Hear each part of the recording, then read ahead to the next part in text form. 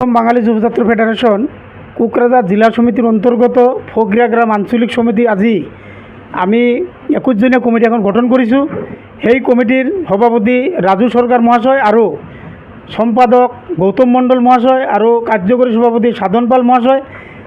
আমি ভাবিছোঁ যে এই যিটো কমিটি আমি আজি গঠন কৰিলোঁ, এই কমিটিৰ যোগেদি এই ফগৰিয়া গ্ৰাম অঞ্চলৰ যিবিলাক মানে অসুবিধা বা বিভিন্ন ধৰণৰ যে যাতায়াতৰ পৰা আৰম্ভ কৰি শিক্ষাৰ পৰা আৰম্ভ কৰি যিটো মানে অভাৰব্ৰিজৰ কথা আৰম্ভ কৰি বিভিন্ন সমস্যাবিলাক আমি যেন বা আমাৰ জাতীয় সমস্যাবিলাক আমি যেন সমাধান কৰিব পাৰিম বুলি আমি ভাবিছোঁ। গতিকে এই কমিটিক আমি ফগৰিয়া গ্ৰাম অঞ্চলৰ সকলোকে আমি এই কমিটিৰ সহায় সহযোগিতা কৰাৰ কাৰণে আহ্বান জনাইছোঁ। অসম বাঙালি যুব ছাত্র ফেডারেশন ফগরিয়া গ্রাম আঞ্চলিক সমিতির সাধারণ সভা হল। এই সভার সভাপতিত্ব করে অসম বাঙালি যুব ছাত্র ফেডারেশন বিটিআর জোনাল সমিতির সম্মানীয় সাধারণ সম্পাদক ইন্দ্রজিৎ দেবনাথ মহাশয়। আজি এই মানে আলোচনার অন্তত আমি এটা শক্তিশালী অসম বাঙালি যুব ছাত্র ফেডারেশন ফগরিয়া গ্রাম আঞ্চলিক সমিতিটো গঠন কৰোঁ।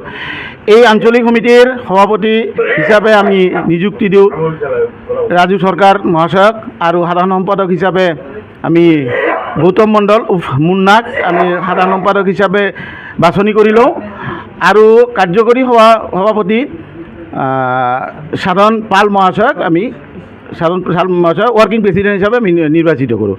আৰু বিভিন্ন পদবীত থকা মোটামুটি 21 জনীয়া এটা শক্তিশালী কমিটি গঠন কৰোঁ। আৰু এই কমিটি গঠনৰ অন্তত আমি আজি সভাত কেইটামান প্ৰস্তাৱ গ্ৰহণ কৰোঁ। আমি এই বৃহত্তৰ ফগৰিয়া গ্ৰাম অঞ্চলত 90% বাঙালি আৰ এই বাঙালিসকল আজি বাঙালি প্ৰধান যিবোৰ অঞ্চল আছে এই অঞ্চল সকলো পিনেদি পিছপৰা। কোনো ধৰণৰ উন্নয়ন আমাৰ এই ফগৰিয়া গ্ৰামখনত নাই।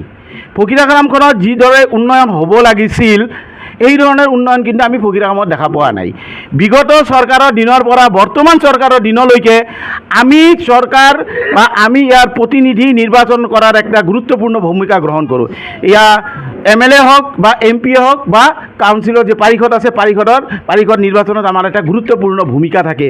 কিন্তু আমি ইহঁতক নিৰ্বাচন কৰি উপযুক্ত ঠাইত পঠোৱাৰ পিছতো আমাৰ যিবিলাক সমস্যা আছে এই সমস্যাবিলাক আজিলৈকে মানে সমাধান হোৱা নাই। আপোনালোকে সবে জানে ফগৰিয়া গ্ৰামৰ কিছুমান সমস্যা যেনে শিক্ষাৰ সমস্যা।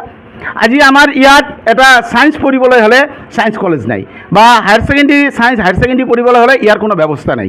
কিন্তু ব্যৱস্থা নাই আৰু ইয়াৰ আমি বিভিন্ন সময়ত বিভিন্ন দাবী আমি উত্থাপন কৰিছিলোঁ যে ফগৰিয়া গ্ৰামত এটা সায়েন্স ষ্ট্ৰীম খুলিব লাগে, কিন্তু আজিলৈকে আমি এইটো পাবলৈ সক্ষম হোৱা নাই। আমাৰ এই অঞ্চলৰ বেছিভাগে হ'ল মানে অতি গৰীব শ্ৰেণীৰ মানুহ আৰু এই গৰীব ঘৰৰ ল'ৰা ছোৱালীবিলাক আজি বাহিৰত গৈ পঢ়া শুনাৰ সুবিধাটো সিহঁতে নাপায়। সেইকাৰণে আমি ফগৰিয়া গ্ৰামতে এইটো এটা সায়েন্স ষ্ট্ৰীমটো খোলাৰ কাৰণে আমি বিভিন্ন সময় দাবী জনাই আছিলোঁ। ইয়াৰ উপৰিও ফগৰিয়া গ্ৰামৰ এতিয়া মূল সমস্যা হৈছে অভাৰব্ৰিজৰ সমস্যা। আপোনালোকে সবেই জানে ৰেল যেতিয়া আজি হয়তো ৰেল গোটেই দিনটো অনবৰত চলি থাকে আৰ এই চলি থকাৰ ফলত ৰেল গেটটো বন্ধ হৈ থাকে। ৰেল গেট বন্ধ হোৱাৰ ফলত আমাৰ বিভিন্ন ধৰণৰ সমস্যাৰ সন্মুখীন হ'বলৈ পাওঁ। যদি কেতিয়াবা কোনো এটা এম্বুলেন্সে বিভিন্ন সিৰিয়াছ এটা পেচেণ্ট যদি লৈ ৰেল গেটত থিয় হৈ থাকে, আমাৰতো বোধ কৰোঁ ৰেল গেট খোলাৰ আগে হয়তো এই পেচেণ্ট এক্সপায়াৰ্ড হৈ যাব। গতিকে ইয়াত এটা অভাৰব্ৰিজৰ প্ৰয়োজন আছে। আৰু ফগৰিয়া গ্ৰাম অঞ্চলৰ বিভিন্ন গাঁও যিবিলাক ৰাস্তা ঘাট এই ৰাস্তা ঘাটবিলাকো উন্নতি কৰাৰ কাৰণে আমি আপোনালোকৰ জৰিয়তে বৰ্তমানৰ চৰকাৰলৈ আমি দাবী জনাওঁ। কি অসম চৰকাৰ হওক বা BTC চৰকাৰ হওক সিহঁতৰ ওচৰত আমি দাবী জনাওঁ। আৰু বিশেষকৈ যাতে শিক্ষাৰ ক্ষেত্ৰত অলপ গুৰুত্ব দিয়ে ফগৰিয়া গ্ৰাম অঞ্চলত, সেইটো কাৰণে আপোনালোকৰ মাধ্যমে আমি দাবী জনালোঁ।